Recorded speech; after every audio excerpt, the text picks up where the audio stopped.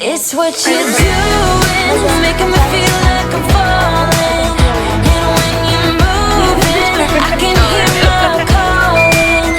There's no one else here that I see but you.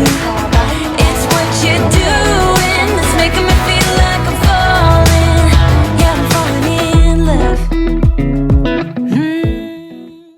Hi guys, good afternoon. This is Patty and welcome back to my YouTube channel. This is a continuation of our second day in our recent vacation, but I thought I will be able to insert those clips in my day 1 vlog, pero masyado na siyang mahaba kung i-insert ko siya doon. So I decided to make another video for the second day. But then as I was transferring the files, I just realized that it's very short. Hindi man lang ako nakapag-intro, hindi ako nakapag-outro, wala masyadong salita. Kaya I don't know if you will find it boring. So my husband just suggested to make an intro video na delay. So dito ko na lang siya kukunin guys, dito sa kotse. So I will just quickly elaborate what happened during our day 2 vacation. We started with breakfast in one of the diners sa Ticonderoga. It was a very aesthetic diner, cutesy and also girly. The breakfast was really good. I ordered pancakes and sausage and also fried eggs and I loved it. My husband ordered cheeseburger for breakfast and he said he also liked it. And then after that, we went to Fort Ticonderoga. Very nice and interesting place, lalo na if you are very into history. And doon nakita ko yung mga malalaking guns, yung mga canyons nila na ginamit before. And also very interesting siya kasi mga tao doon or yung mga employees is nagdamit sila na parang era ng Civil War. Kaya nakakatuwa kasi parang andun ka in the moment. And also after that, pumunta kami sa Lake George. Nagpahinga lang kami sandali sa bahay ni Ana. Umalis kami ulit in the afternoon at pumunta kami sa Lake George. It's a very nice place, parang malaking Skaneateles. At napaka-chill lang nung afternoon na yun. Non-stop kwentuhan, non-stop na chikahan about our lives, tapos yung mga experiences namin. It was a nice walk. And then we just had hot cocoa for me. And then for Ana, it's coffee. Kasi malamig nung time na yon. And then after that, we had a good dinner. Cafe Adirondacks. And the food was really good. Pagdating sa mga American restaurants, merong pili lang talaga na nagugustuhan namin. And isa na yon yung Cafe Adirondacks. That's why I'm very grateful to Ana and Jared for taking us there. Lagi silang may mga customers and clients. That's why you need to make an early reservation. And then, after that, we also had bonfire. Kaya, para nagugustuhan na din namin na bumili ng fire pit. Tapos, yun lang, magganon kami during summertime. Yun lang, guys. It was a very, very nice experience. And I would love to do it again. Hope na magustuhan nyo pa rin itong video na to. I will try my best to do voiceovers para mas lalo kayong ma-interested dun sa mga ipapakita kong clips. Yun lang.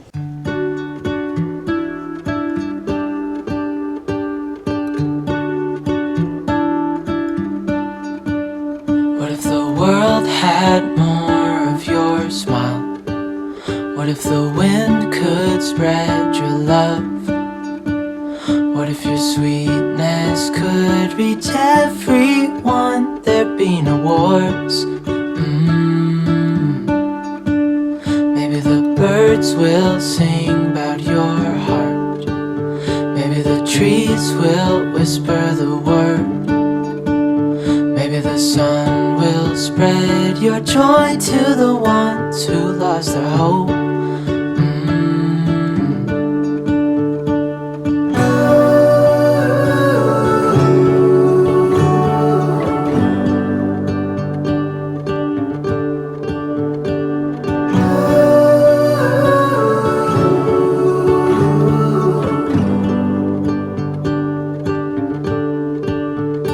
You fill my head with roses.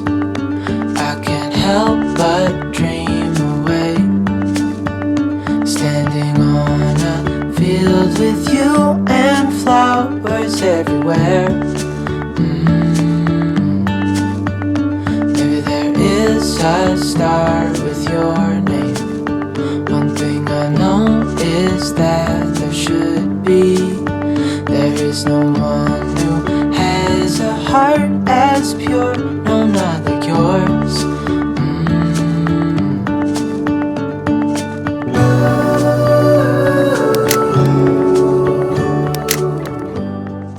Hi everyone! Char.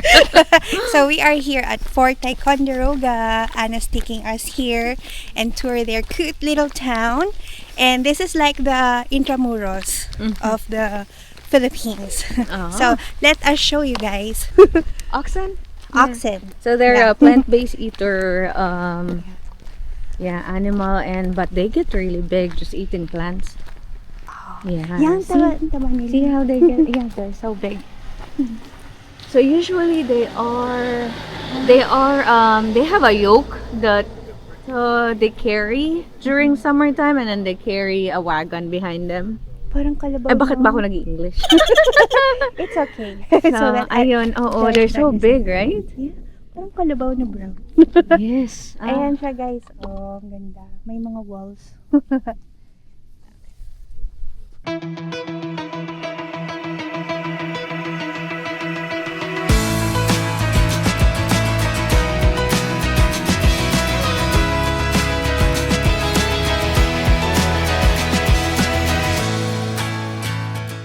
So, ang Fort Ticonderoga, guys, is a historic site na may museum sa Essex County located in New York. And this is a restored 18th century fort na may mga collection ng mga military artifacts from the revolutionary periods. So, ang ganda niya, parang ang vibe niya is parang kang nasa Europe. So, pakinggan natin yung flute ni Kuya.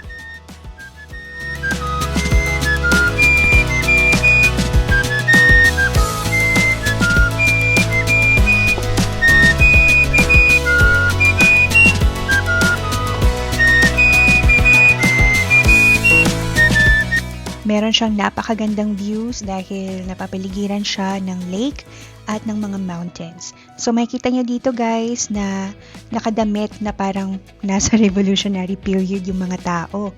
At talagang mafe-feel mo na into the moment ka. Ang saya lang kasi meron silang ganito na parang mga role play. These logs came, see that contraption over there, the three-legged thing? That is called the Cannon Gin. And this actually came from our old one. We had an old one that was a little bit taller, but it was old and it started getting rotted. Okay. So we took it apart and we're going to use it for firewood. Oh, okay. So we're just cutting it all up. Like repurposing them? Yep, pretty Okay. much. Oh, nice. So we need this firewood for things, even in the summer, for like cooking, you got to have a fire. Also for boiling water, just to get, like for cleaning guns, you got to have hot water. And in the winter, of course, for keeping it warm. So Okay. yeah, they used a lot of firewood. Oh, nice. Well, thank you. Yeah, no problem. Have a good day. Go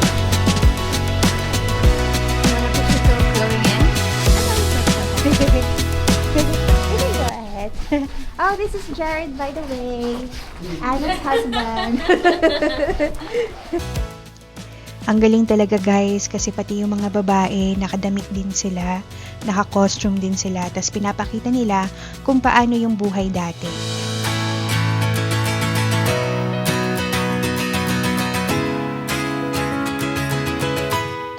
Sa area na yan guys, meron silang mga kitchen utensils.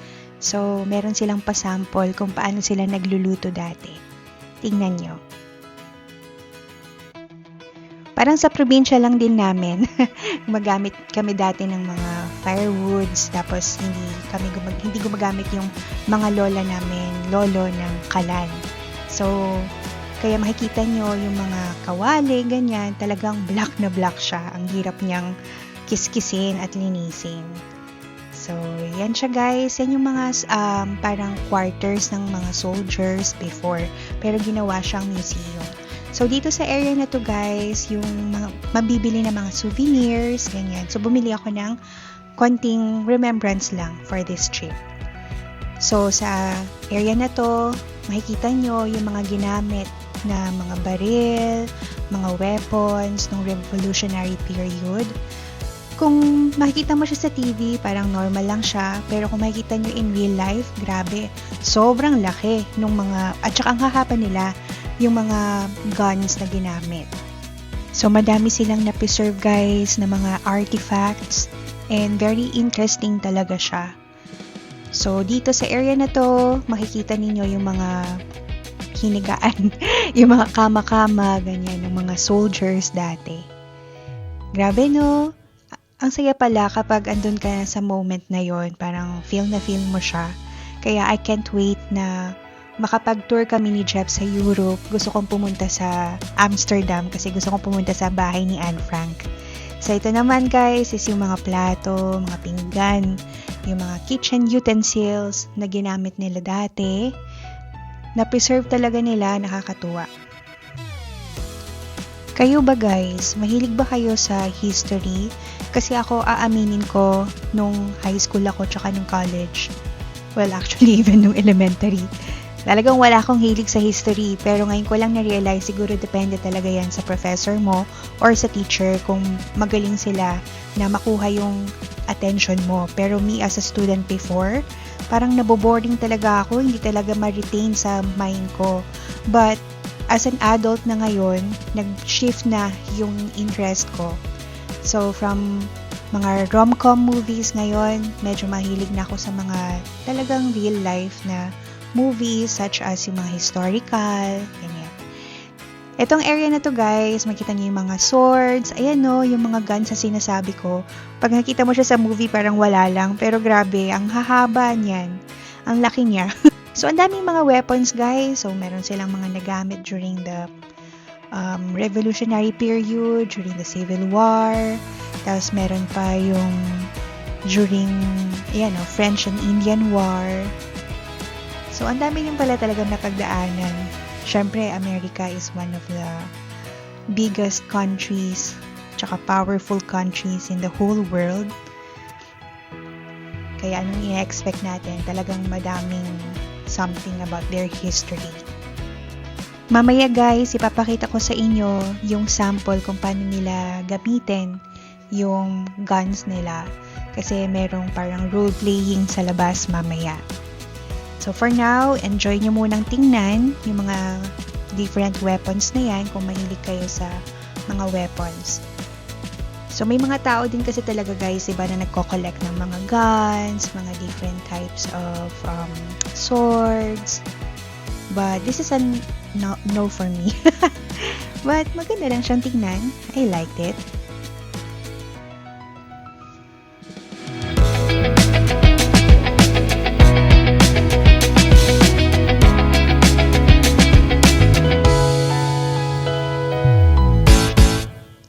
Isa din to guys sa nagustuhan ko dito sa museum.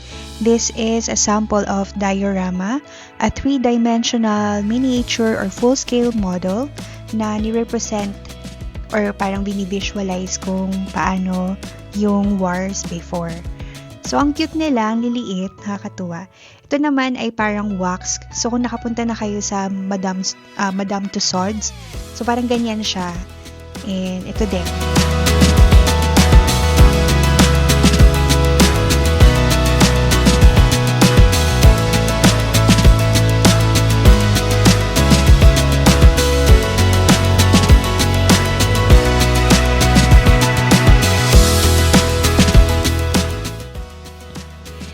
Dahil sa experience na to guys, pag uwi namin, medyo pinanood ko yung first part ng movie ni Mel Gibson.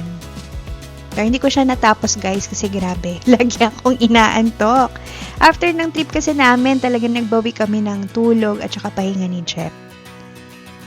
Yan, so ito pa yung mga other samples of diorama. Ito hindi masyadong wala masyadong parang design.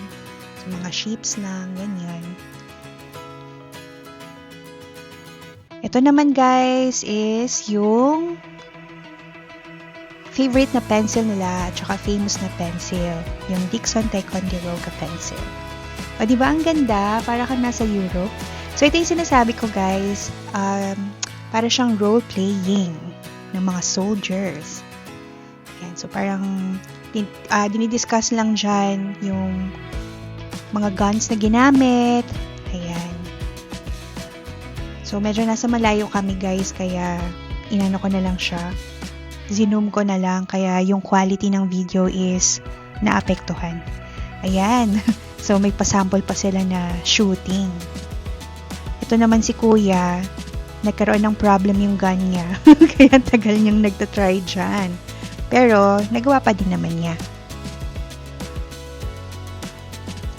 Nung nakita ko to guys sa Google, akala ko parang ano lang siya, museum, ganyan, tapos walls. Hindi ko alam na meron silang mga pa-role playing. Kaya nakakatuwa na naabutan namin siya at na-experience namin. Ang ganda din kasi ng view, kaya ang dami ding tao na pumupunta talaga dyan. Tapos meron siya guys na entrance fee, $30. So ito guys ay another pasample ng role playing. So dito naman is about Benjamin Franklin. So wala naman talaga akong idea about Benjamin Franklin, although naririnig ko siya before sa mga history classes namin. And then nung sinearch ko siya, isa pala siyang scientist. And si Benjamin Franklin ay famous because of being the founding father of the United States. Why? Kasi isa siya sa nag-sign ng Declaration of Independence, Treaty of Alliance with France, at saka Treaty of Paris. So students, meron tayong quiz mamaya. Sana madami kayong natutunan sa aking history lesson for today. Char!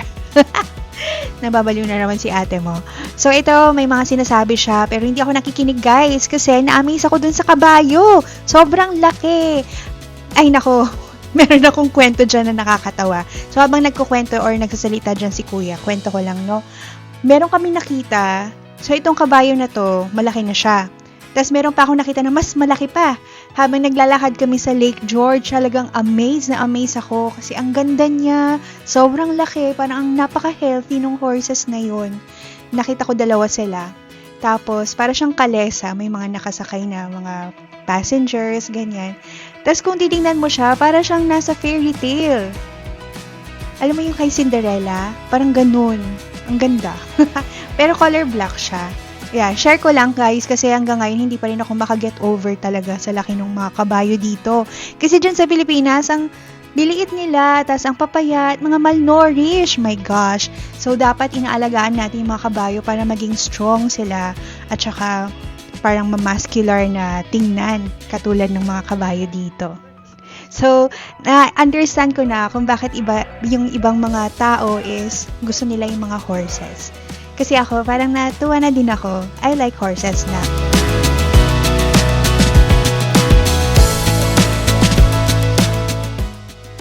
So, hindi natin tinapos tong role-playing na to. Malisa din kami kasi kailangan na namin bumalik sa bahay ni na Ana at meron pa kaming pupuntahan in the afternoon para makapag-rest pa kami konti.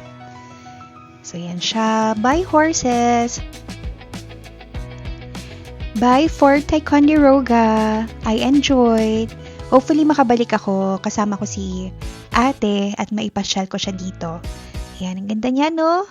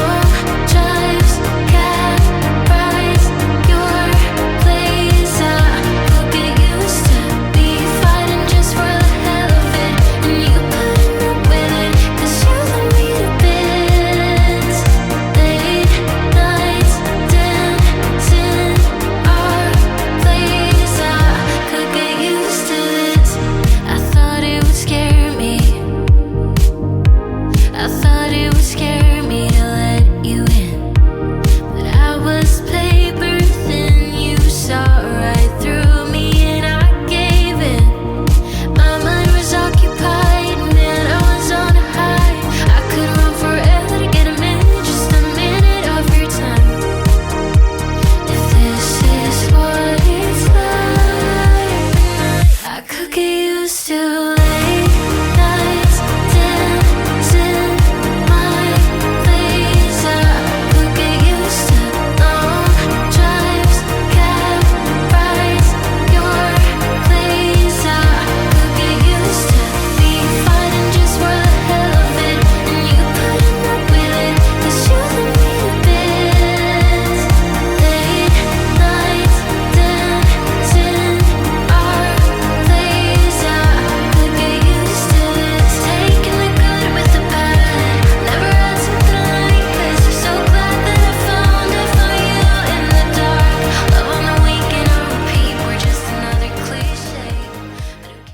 Hello guys! Sorry if hindi ko na kayo na-update pero umalis kami sa Fort Ticonderoga 12 and then nagpahinga lang ng 1 hour dun sa bahay ni na Ana. And then, nagbiyahe kami ulit ng another hour. Papunta naman dito sa Lake George. At, ang ganda-ganda niya. Parang ano siya guys, malaking-malaking Skaneateles. And very touristy siya, lalong-lalo daw kapag summer. Punong-puno daw to ng madaming tao at syempre mga kotse.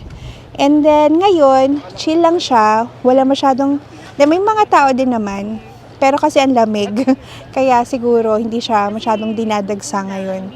And then, ang daming mga kainan, ang daming mga stores. Nakakatuwa lang. So, my gosh, nako-convince ako na mag-transfer dito sa area na to.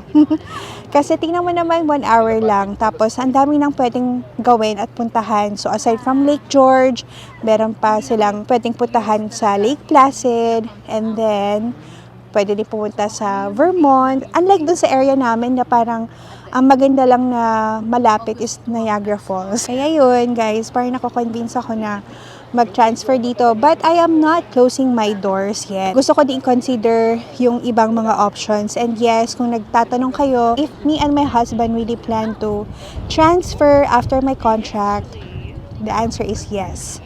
So, there are lots of reasons and maybe I will talk about it in my another video. You know how I love Auburn, but I don't want to be stuck there forever. I feel like there are more opportunities, things that we can experience in other places. And aside from that, guys, Ana just told me that there is a Filipino community here. Meron din naman guys dun sa Auburn, pero ano pa siya parang an hour pa sa Syracuse. Unlike dito sa area nila, as in sa mismong area nila, meron ng mga madaming Pilipino.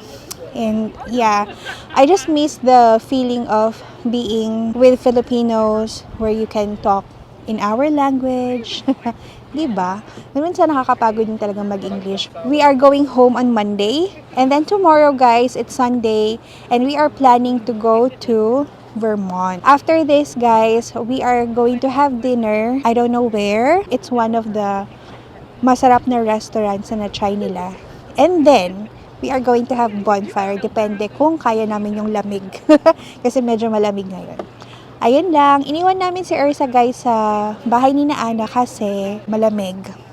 See you again later. Pakita ko yung mga stars mamaya.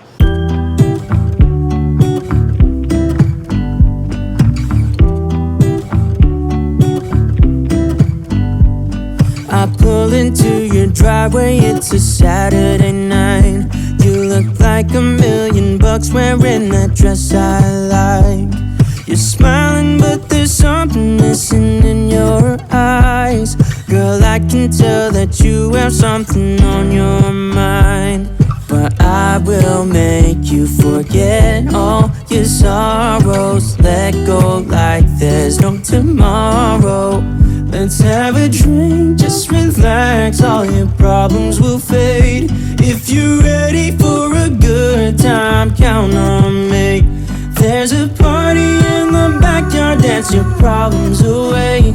I'm all about the good vibes, I know you're all about the good vibes. Do you know how much I love you, wanna see you smile? Where's that happy girl that I know with a heart on fire? I'll do anything to make it fine, but I can tell that you have something on your mind right now. But I will make you forget all your sorrows. Let go like there's no tomorrow. Let's have a drink, just relax, all your problems will fade. If you're ready for a good time, count on me. There's a party in the backyard, dance your problems away. I'm all about the good vibes, I know you're all about the good vibes.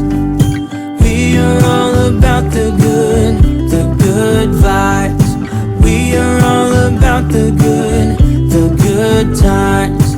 Dance until it feels alright, all night. We're all about the good vibes, all about the good vibes. I will make you forget all your sorrows. Let go